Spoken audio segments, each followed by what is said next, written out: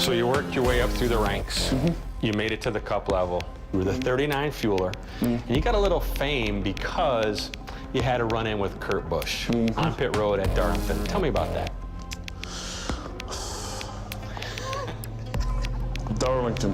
One of Ryan's crew members comes over to Kurt Busch's team and starts voicing his displeasure, and then on pit road, watch this. Yeah, this is after the race is completely over. That's just Southern 500 emotion. We wrecked, and they wrecked.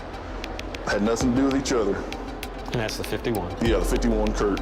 We were pitted right in front of them on pit road. We were out there trying to fix damage, trying to get out in front of the pace car, just like everybody does, just like they were. And we'd sent Ryan out, we were coming back, and Kurt come through our pitch and almost ran on my buddy James. And I lost it. I told the crew chief, you know, I wasn't happy with it. He told me to take it up with Kurt, and that's what I done. This year, you're Kurt Busch's fueler. I worked out with Kurt Busch, yeah, Martinsville last year. I went up in the trailer and they set me up. Kurt was up in the lounge and I walked in the trailer and somebody yelled up there and said, Kurt, I want you to meet your new fueler. Kurt come down out of the lounge and his face was red, and they said my face was red.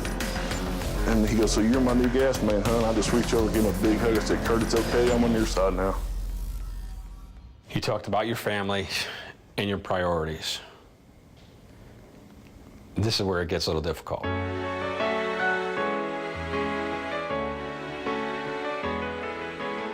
Thanksgiving Day.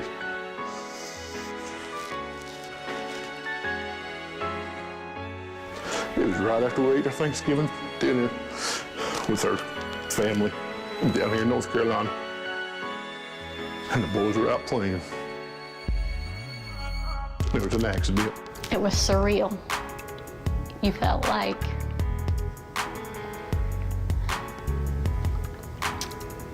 you were living in a nightmare. My world stopped. Bryce was my best friend.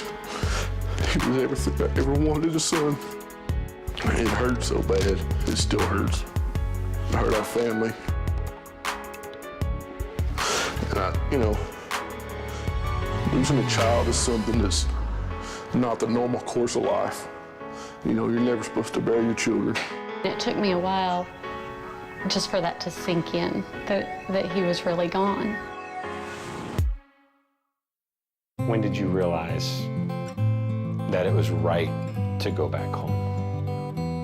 Pretty much right away. When they came to us and told us there was nothing they could do,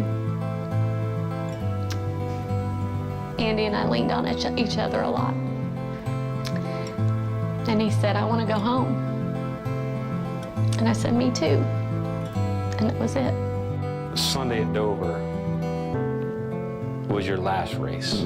I'm fortunate. I married a girl from my hometown. And by the way, you definitely married up. Yeah, I agree. I agree. She's put up with a lot of stuff, but like I said, I'm fortunate.